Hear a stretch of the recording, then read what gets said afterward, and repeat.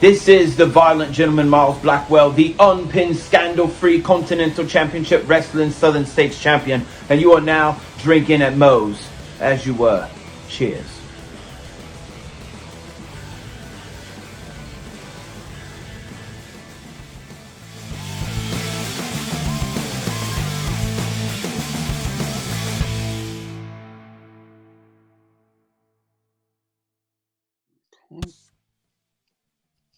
All right, everybody, welcome to Drinkin' Moe's. We got to make sure if you're on YouTube, you're watching the video version, like, subscribe, turn on the notifications because I got big things planned. And we're on Apple Podcasts, Google Podcasts, Spotify, Anchor. Make sure to leave a rating because, I still have yet to get one. All right, today, excited to have with us the unpinned, scandal-free, violent gentleman himself. How you doing? I'm fantastic. How are you? I'm doing pretty good. Things with this show seem to be picking up a little faster than I anticipated. I never thought I'd get some of the guests that I've been getting. Just last week, I confirmed with the former ROH guy, Beer City Bruiser. All right, man. Yeah. And, I had the episode with Carrie Silken, speaking of ROH guys, so right. Things have been going pretty good. Thing I like to start off with each of my guests is asking how you got started in wrestling as a fan, and then also your start in wrestling itself. All right. Well, as a fan, it actually was something that, started back when I was much younger, like a lot of children, I watched it growing up. Used to watch it with my father, and my mother actually watched it. And, I've been a fan, as long as I can remember. And as far as actually getting into it as a wrestler, I've only been in it for about 2 years now. And it's something that it actually started during the pandemic. It was in 2020. And, we were doing a lot of sitting around just kind of, at the house. And I've been wanting to go for quite some time. And I decided, I had made a joke about there was a few wrestlers that some scandals actually came out about them, regarding the Me Too movement. So, I made a joke that, do I have got to go to wrestling school so you all have someone to boo or to cheer that you don't have to worry about being, an actual dirtbag. Yeah. And so, some of my friends started coming out of the woodwork with it saying, why don't you go? Why don't you go? And, finally, my wife, who has been my biggest supporter since day one, was like, you should go.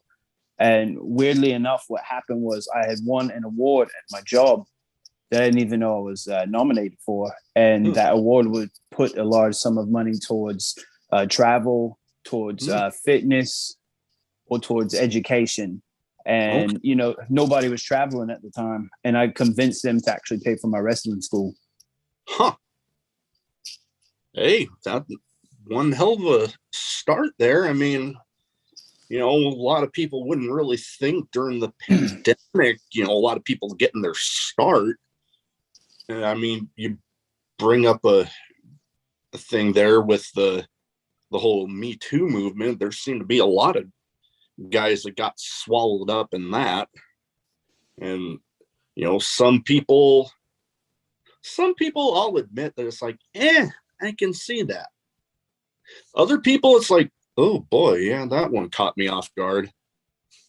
Correct. Yeah, I had to throw away quite a few T-shirts during that time, And but I remember whenever it happened, it was some of the people came out that they didn't do what was said, but they still, it came out that they were, kind of a scumbag in that. So, it was kind of this thing that, what, if you want to cheer or boo someone, and in my case, I get more boos than cheers, then that's fine. I can be that one for you. Just support me, show up to the shows, and buy the shirts and whatnot. No, I get you there. It's in a way refreshing these days to find a wrestler out there that doesn't have anything to hide as far as all that stuff goes. So when like you come along, it's like, hey, cool. That actually brought up a few things that I was going to talk about. Wrestling during the pandemic, because during like when it all started, it kind of changed the way a lot of people had to run in order to even have a show. What was it like as far as your perspective? I mean, essentially getting your start during that time. It was very difficult because, you know, in wrestling school, you're learning that you've got to work the crowd, you know, you've got to draw heat or, you know, get the people to cheer for you if that's, you know, your MO and that. And we were doing empty studio shows, you know, and, you know, given that, you know, whether you're a face or a heel, you thrive off of the reaction of the people. That was difficult.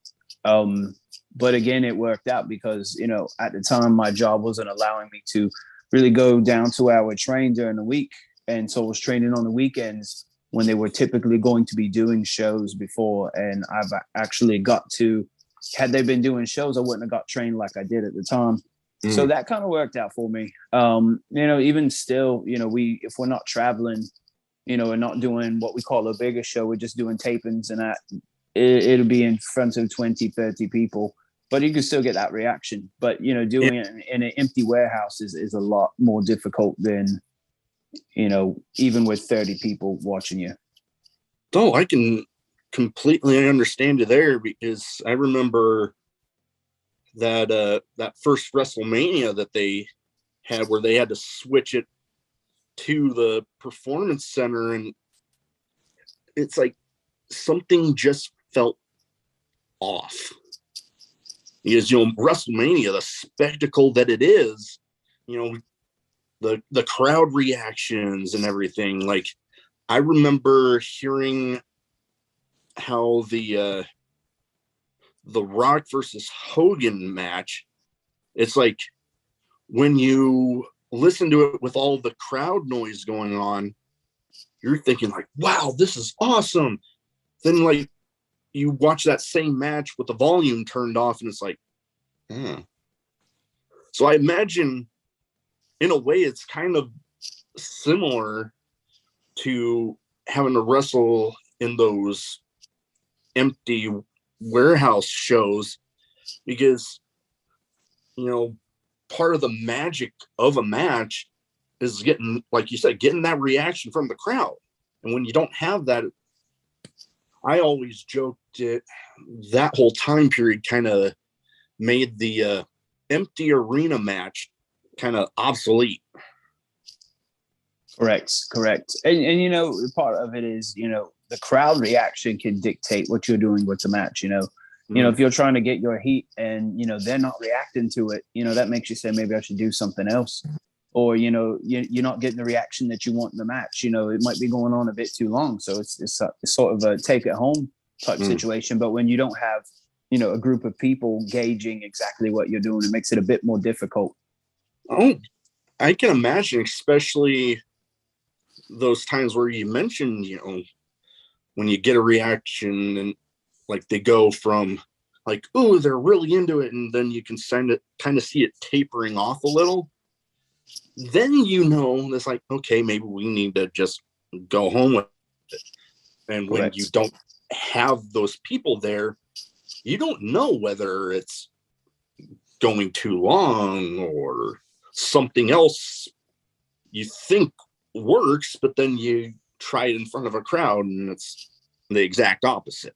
Yeah, it's hard to gauge if you're losing them in that, you know. You know, it's not, oh man, you know, this is, hey, it's time to take it home, but let's keep going with this because, you know, they're really eating it up. You know, me being a heel, you know, I do a lot of powdering out of the ring. You know, some of my matches, you know, I've spent the first 2-3 minutes outside of the ring, you know, get back in, get back out. It's not really a thing whenever you got no one watching you, you know. Yeah, you can watch it on YouTube, but you're not going to get people that, you know, you're not going to get people that heated about it, you know. No, definitely. I mean, there's like we've mentioned, you know, you need that that reaction to really gauge like what you're doing is working. Like I've talked with a few people that the job as a heel is getting those people to hate you so much that you're like, you know what? I want to see that guy kick his ass. And when you don't have anybody there, you have no way to gauge any of that. Yeah, you're absolutely right. And with the whole WrestleMania thing, I feel like it robbed Drew McIntyre of his big moment. I mean, you beat Brock Lesnar on quote unquote the biggest stage, the grandest stage of them all. As they say, and there's no one there to cheer for you. That's a rough go. No one can take that moment away from you. That you were a champion. At WrestleMania, but still, I mean, no. Totally agree with you. I mean, that I've met Drew, I believe one time. Good guy, and I mean, somebody that was very well deserving of that moment. And I mean, he still had it, but not being able to have anybody there I'll agree, kind of took away from it a little bit. As far as a fan perspective. Correct, man. Think about, when CM Punk came back to AEW, if that would have been, empty arena or even a Thunderdome type show, it wouldn't have been great. It wouldn't have, quote unquote, broke the internet. It wouldn't have, been trending as much. Mm-hmm. So yeah, having the people there is a huge catalyst on, what do I do next? Oh, I can totally imagine everything anybody's been telling me. The crowd is key. What is kind of your mindset, speaking of shows, what is your mindset going into show days and your matches? As far as show days, I'm very much a creature of habit, even throughout the normal week. I train wrestling on Thursdays and Sundays. I'm in a gym almost every other day, 5-6 days a week. I actually skipped today. My wife is a bit under the weather, so, stay home with her, she's going out of town and all that. On show days, I get up early, at the time I would drink a sugar-free Red Bull. The only food that I would eat up until a match would be like beef jerky or something with a lot of protein, but it would be light. So I wouldn't go out there too bloated because, them tights are unforgiving, It doesn't matter how good of a shape you're in, everybody's looking like, a pop over a bit. I have a playlist I listen to, and I always, two things I always do is always wear the same pair of socks. They're a pair of Beastie Boys socks. And then I always, when I tape my fists, I write pop in there. So my grandfather actually passed away in February. So once February of last year in 2021. And when he popped from that point on, it's always inside of my hand because he was one of the first ones that got me into wrestling and that. And we used to watch it together as well. My whole family, man, they're all into it. Well, that's a nice little tribute to your grandpa there. And like, you're lucky in a way with, the entire family really being into it. And I know my family used to they not so much anymore since I met my wife, but they definitely gave me crap about going to the shows. Like, you ever think you're going to meet anybody? And funny enough, the guy that introduced me to my wife that I made my best man introduced me to my wife at a show because she's mutual friends with the promoter and was helping out at the merch table. And I remember walking up to my dad the day of the wedding, just waiting around for everybody. And I just walked up to him laughing. I'm like, I remember when you told me that. And look where we are right now. Yeah. But I imagine it was nice having, family that was also into it. I know I've had times where when I was enlisted, I tried to take friends to shows. I've taken my brother to a few. And I mean, it's always nice to have those people to share it with. So having that on a consistent basis, I bet was pretty nice. Yeah, it's quite nice. My great grandfather and great grandmother, they passed away some time ago, like a long time ago, but they were into it, and one of the greatest compliments I got from my mother was probably maybe third, fourth match, something like that. I sent it to her and she said, your great grandfather would have hated you. She said, as a heel, he would have absolutely hated you. And that was for me, that was validation. You know what I mean? I think I might have lost you. You're frozen in that. Welcome back. I was like, what the heck happened there? But yeah, no, I'll edit that part out. No worries. But yeah, it happens. As you were saying, about your great grandpa getting the feedback that he would have hated you in the match. Correct. And that was the validation I was looking for. She said he would have hated you because, I slapped someone in, ducking the ropes and that, trying to keep him off me. I'm not ready for this right now.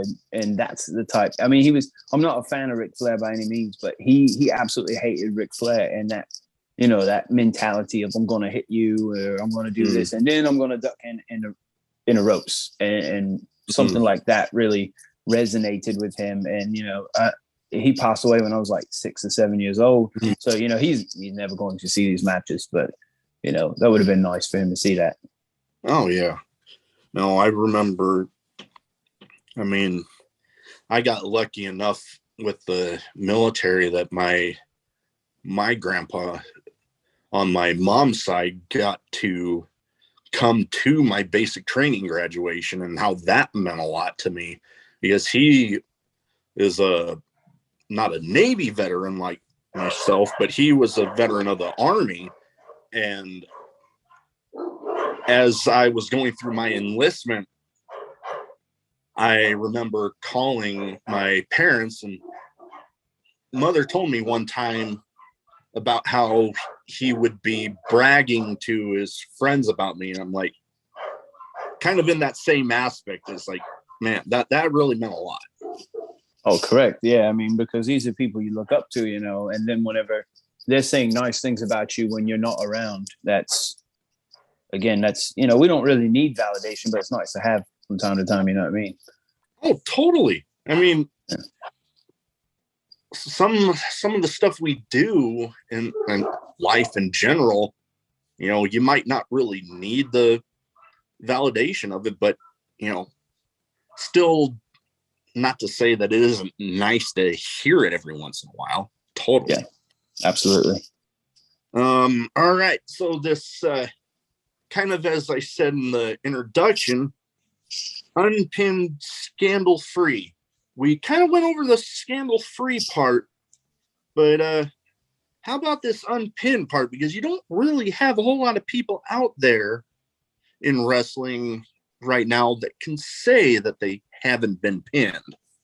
Correct. So this is what I'm going to tell you, this is a bit of a shoot right here.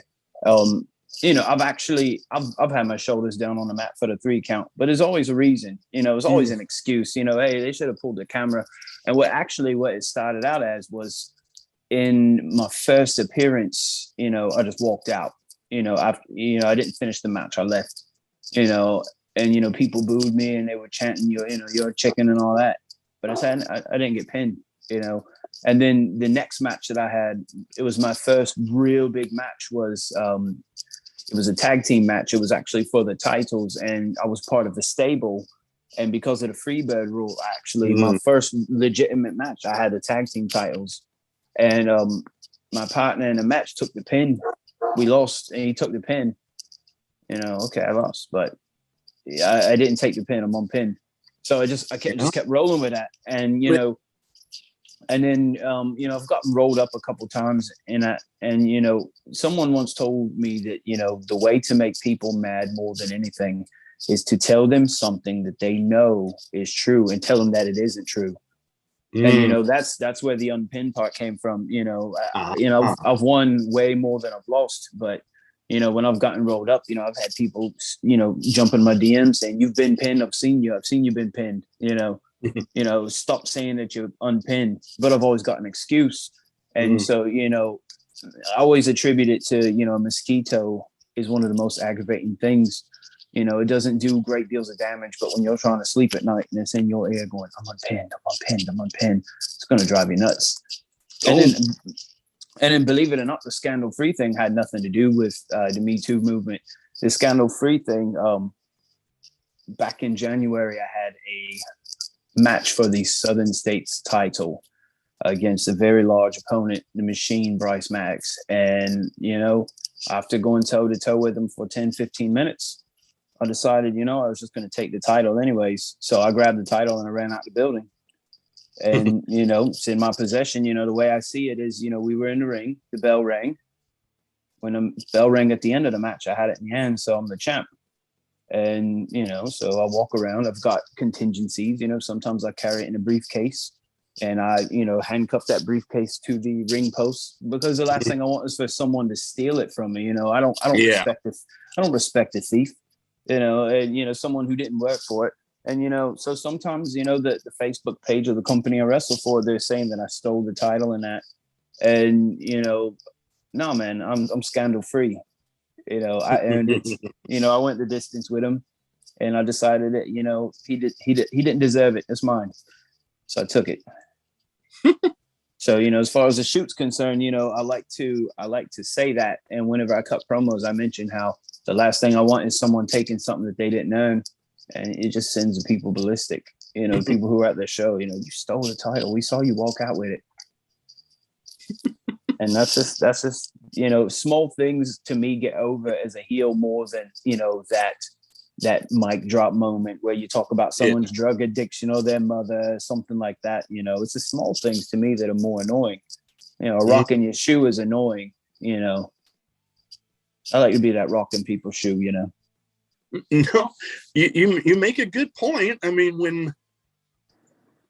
Throughout wrestling history, a lot of the guys I know when I was growing up, watching, and the heels, they would say like, "Oh, this didn't happen when you were watching that show," and you're like, "Okay, yeah, no, it did. You got beat," and just the way it got under people's skin.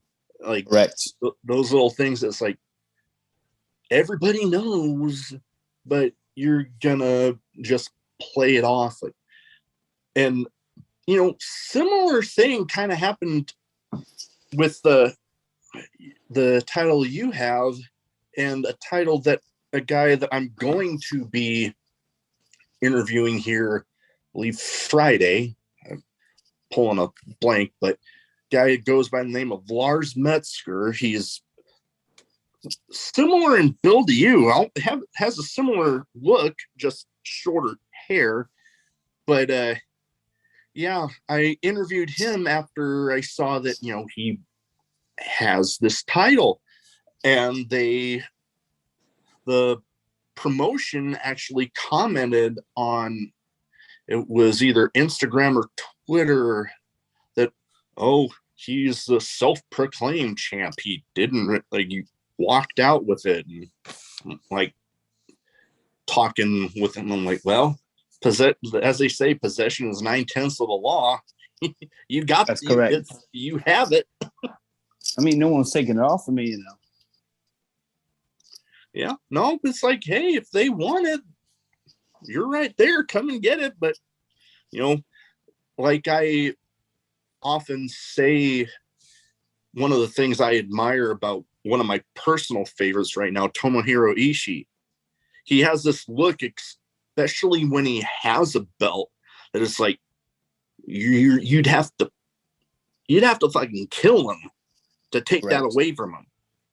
And in this instance with you, and I know with him, with Lars, it's like you can come try to take it, but you're gonna have to damn well kill me to get it. Correct. There's actually going to be something more than likely today. Right, today's Wednesday. It feels like a Thursday, and that Friday, I believe they're going to be airing my most recent match and the aftermath of it. So, I mean, if that's the case, I'll definitely send you the link. Oh, definitely. Someone was, making a run for my title, and that not the best move, not the brightest idea. Oh yeah, no, definitely. When you have the title in your possession, it's like, hey, I did what I had to do to get this damn thing. You ain't taking it from me. Correct. All right, so we talked about a few things. What are some of your favorite matches as a fan growing up, watching with your family? And let's say some of them that are some of your favorite matches that you've had in the, I guess, relatively short career that you've had. Okay. As far as a fan, I think everyone likes Michaels versus Razor Ramon. The last match was a great one. More recently, within the last decade or so, Punk and Cena, Money in the Bank 2011. Okay, that was a good one. That's what I call my treadmill match. A lot of times I pull that up when I'm on the treadmill and just watch that one. Aleister Black versus Velveteen Dream was one of my favorites from War Games. I mean, it was like a 12-minute match, but they did so much. It was so much leading up to it. I'm a big fan of pretty much anything Dean Malenko was in.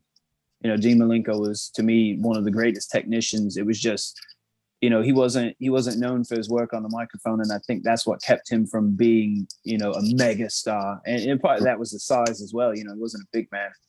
But pretty much anything him and Eddie Guerrero did in WCW was spectacular. Rey Mysterio and Eddie Guerrero at Halloween Havoc '97 was another great one. Definitely have to agree with there. I know some of my personal favorites. The Bret Hart versus Stone Cold, that submission match. I forget which WrestleMania it was. I'm pulling a blank there. That's 13, was it? Was that one 13? Are you talking about where Ken Shamrock was the? Yes, that one. Shit, I think it might have been. I'm trying to think. That was one of them. I know.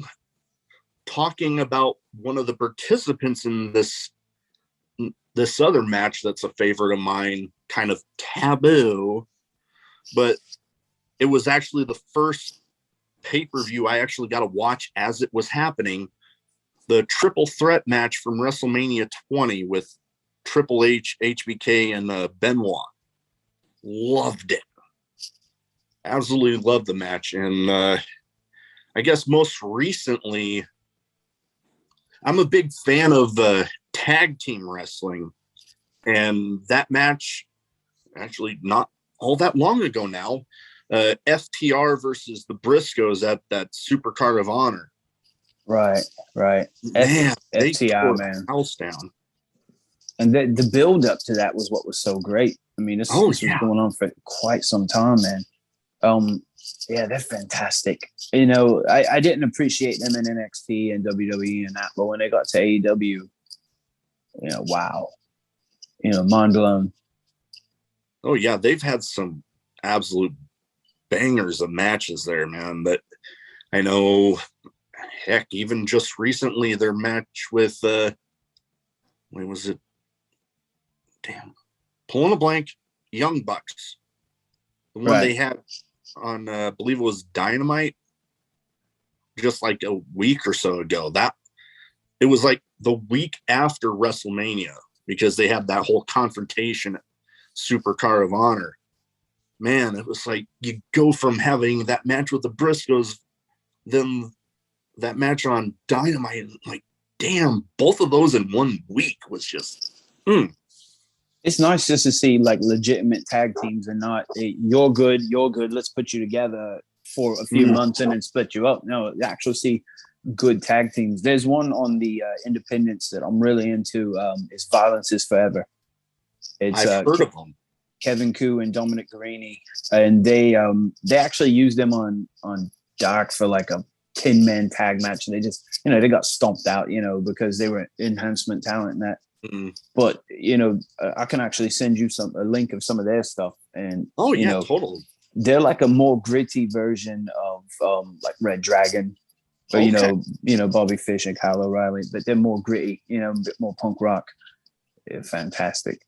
Oh, I that's right up my alley. I know one of my early episodes, one of my first that I've done on Zoom, was actually with the SATs, the Spanish announce team. They've been heavily on GCW. They've fought with the Briscoes, the Hardys. Oh, I believe there was even Motor City Machine Guns. I might be wrong there. But I actually just saw shortly before we came on, there was a tweet from them, something hinting that they're going to be on TV soon. And it's like, okay, now you piqued my curiosity.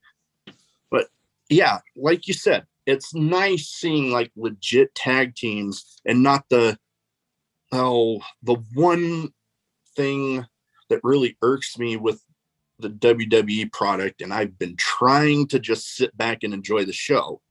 But my thing with them is, it seems like vast majority of their tag teams, it's like, okay, we don't have anything for you. We don't have anything for you. Bam, there you go. Correct. And having people that are like actually legit teams and they've spent significant time together, it's like, man, I'm loving it. Yeah. Yeah, that's one thing that I really, I'm not team this or team that. I'll be honest with you. If it wasn't for Twitter, I wouldn't know what's going on in WWE right now. And I feel like AEW actually has legitimate tag teams, and that's fun. For me, that's fun. That brings it back to, the old days of wrestling. And I feel like AEW has gimmicks. They have characters. Some of them are a bit outlandish, but that's what makes wrestling fun. You've got to have something for everyone. And I feel like they have a understanding of the indies, because I'm not the biggest guy. So, you wouldn't see me on WWE television, but, there is a chance that, one day down the road, I could end up with AEW because it's based off of talent and not necessarily size. Well, and I have to agree. They definitely seem to have a little bit more of an understanding as far as the independent scene goes. I mean, for a little bit there with the original NXT, they seemed to. And it's like, ever since 2.0 came about, I mean, like I said, I've been trying to just sit back and enjoy the show, but man, looking back, guys like, some guys that are still there, like Tommaso Ciampa, love him. And I'm not even gonna call him by his name that he has right now, Pete Dunne. I'm not even gonna mention the name because it's just awkward for me to even say it. Correct. But, like, back then, they had the, in my opinion, the understanding of the independent scene, because they were bringing in guys like Samoa Joe, Tommaso Ciampa, Roderick Strong. I mean, the list goes on and on. Correct. Yeah. Whenever they were the Black and Gold brand, that was fun times, man. I used to watch it every week, and you look forward to takeovers and that.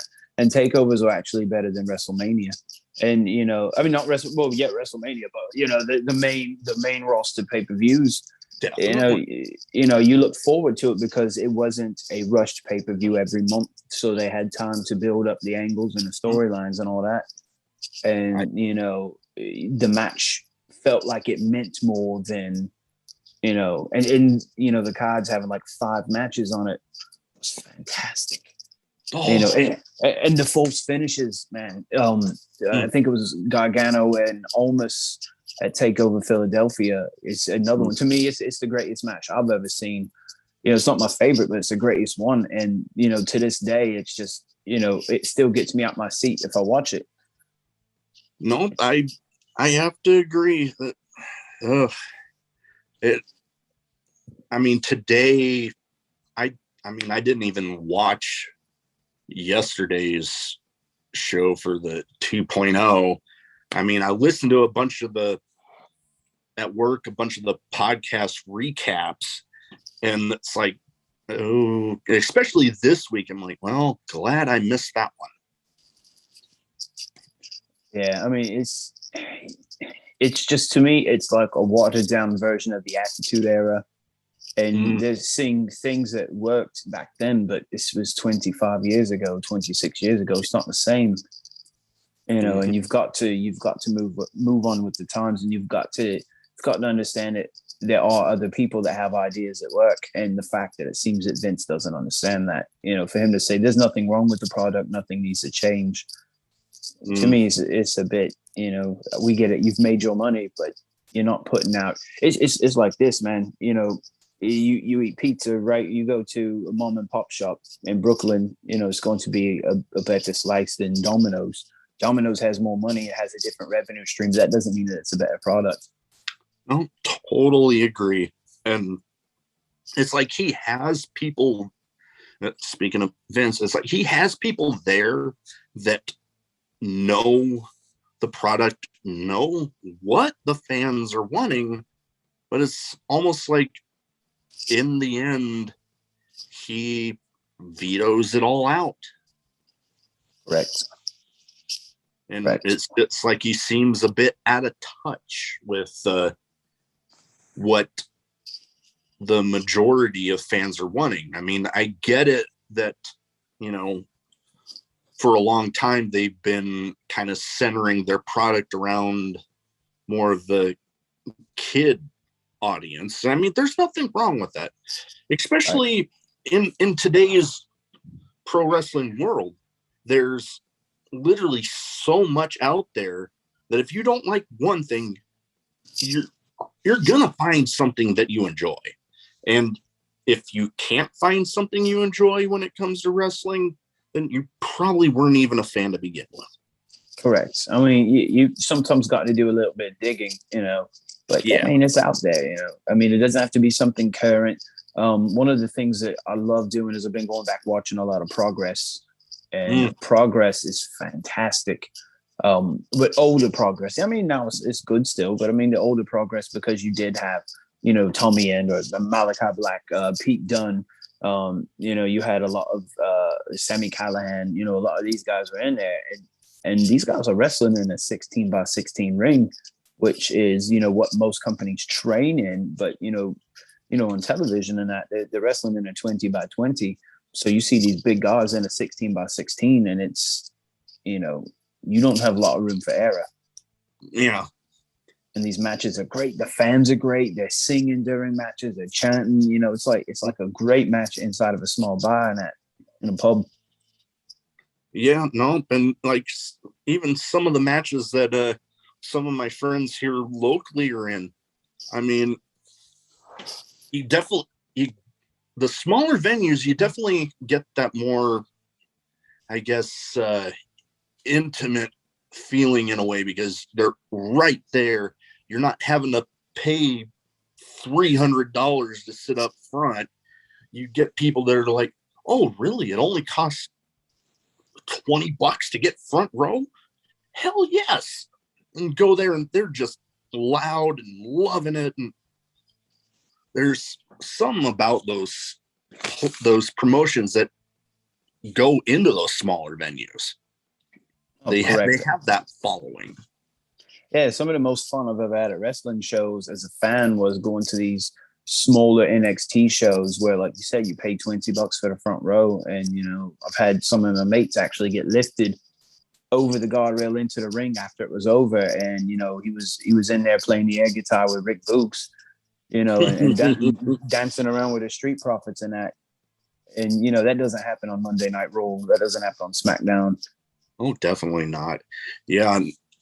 Oh boy, I remember speaking of fan involvement, some of my good friends here that are wrestlers, they often get me kind of semi-involved. I remember they were having I don't know if it was a street fight, but they were definitely all over the place.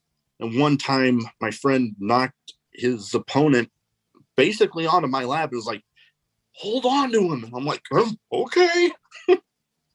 It's like little stuff like that. When you get the fans involved, you're definitely going to get that. They're going to walk away remembering that for a long time. Yeah, it's going to be that moment that they cherish, especially when you get like a child involved. I've seen people, hey, put your foot up on the guardrail and slam their head into someone's shoe, and that's going to be that moment that sticks with them. Yeah, absolutely. Oh, definitely. I know the times my friends have gotten me kind of involved in a match. I know. I actually posted this on Twitter. The video that actually popped up on my Facebook memories of the time that I actually got, I got asked if I wanted to be a special guest ring announcer for my friend's match. And I'm like, you're telling me I get to be in the ring with a microphone? Yes. Being able to have those involvements, like, you're definitely not so much at the, like, with WWE, not so much at their, Raw, SmackDown. I've heard little bits here and there about the house shows, but still, even at the house shows, you're having to pay a lot more than you would at, let's say, your local independent show to get that close and to get that involvement. Yeah, absolutely. Correct. What are some of the goals you have for your future in wrestling? I would say, I want to be booked a bit more. Right now, I wrestle for a company. I am able to take bookings elsewhere. I've just been, really honing my craft at this local level before I, really make the jump. But I would like to make that jump, eventually. When I get a bit older, I would like to be involved in booking and, developments.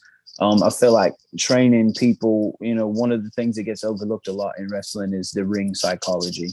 Whether you're a face, especially as a heel, the ring psychology. So I like to be involved in training, things like that. I don't want to be a promoter necessarily. I don't want to own a company, but I want to help, those that are up and coming.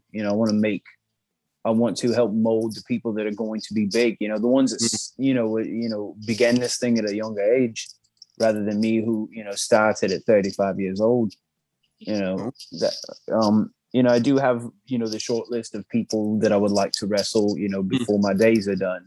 One of them is Kevin Koo from Violence is Forever that I mentioned. Another one is Kevin Blackwood, who is having like the absolute year of his career. He was wrestled Minoru Suzuki recently. He's been on AEW a few times on some of the dark matches. He was supposed to wrestle Malachi Black, but I think something got canceled there. But I mean, he's a real cool guy. He actually designed my first T-shirt because he used to be, he used to do tattoo work and that. And I sent him what I wanted, paid him and all that. And the best-selling shirt that I have, he's actually the one that designed it. No, so I'd like to get in a ring with him. As far as intergender matches, Willow Nightingale.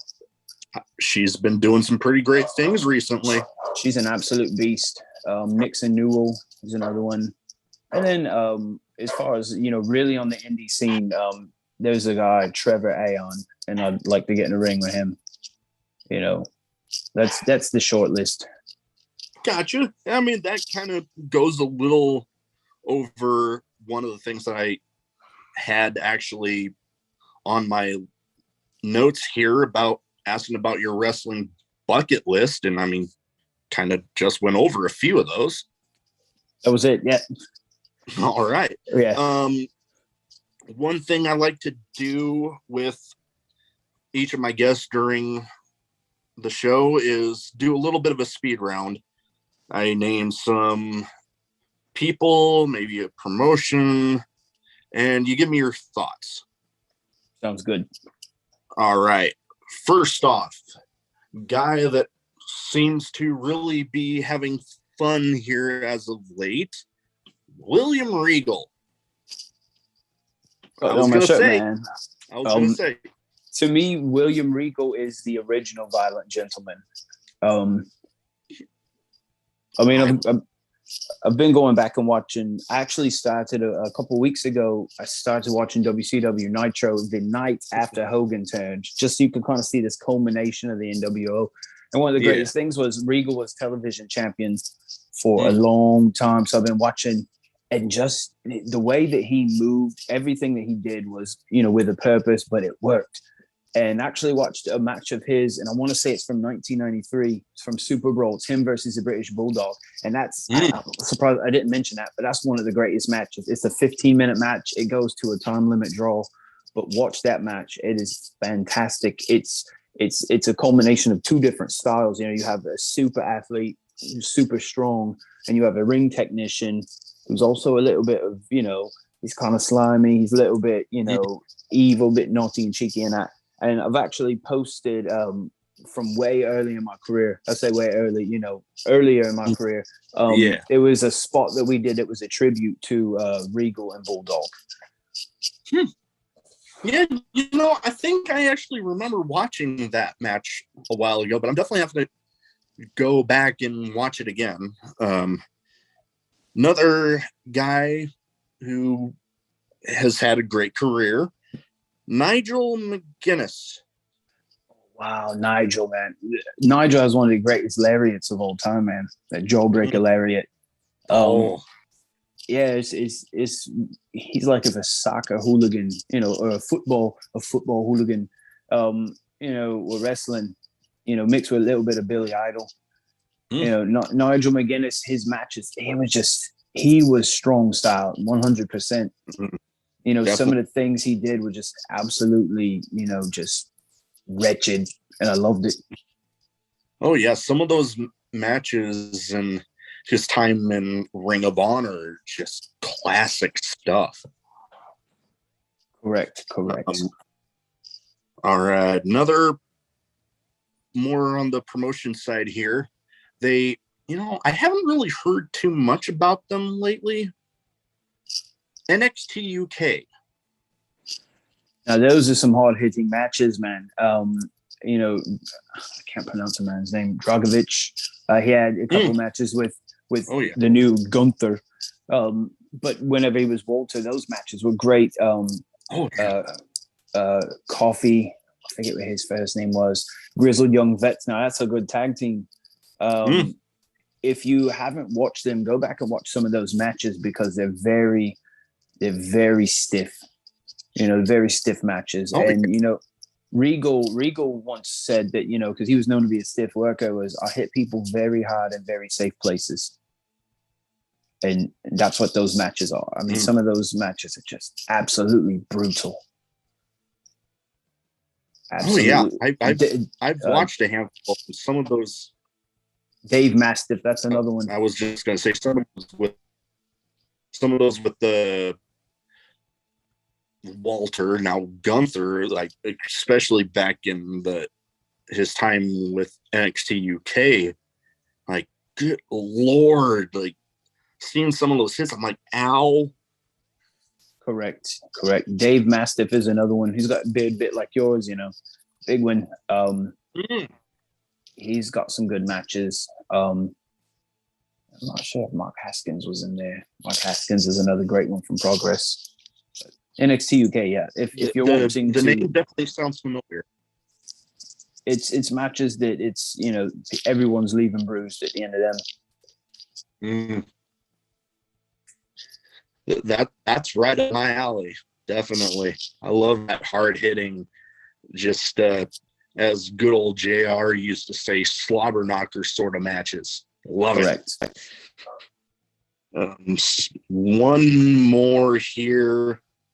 One that I've been watching a lot of lately, one that some of my guests have actually performed under, Game Changer Wrestling. GCW. To me, GCW is a proper reincarnation of the original ECW. and it's not just because of the ballroom show. It's just, they're giving people opportunities that wouldn't get necessarily opportunities from the big names because they don't look a certain way. But they can go. Guys like AJ Gray, Effie, Ali Catch, a lot of them.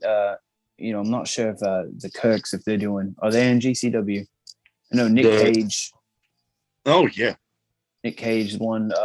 I'm not a fan of Matt Cardona, but he's doing crazy things. And even Jeff Jarrett, which I've never, to me, he's one of those ones I just never liked. Even watching him on these old WCW shows, it's getting on my nerves and that. But him at this level in GCW is wonderful. It's it's like when ECW, the original incarnation of it, would have a bigger name that would come down.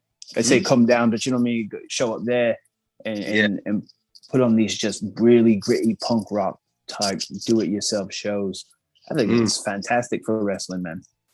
I would definitely have to agree, and I think I've actually made that comparison in talking with some friends of mine that it's like, with all the reincarnations and trying to reboot ECW as people have done, if somebody was going to do it and not necessarily put the ECW name on it, GCW is doing that. They are doing it great.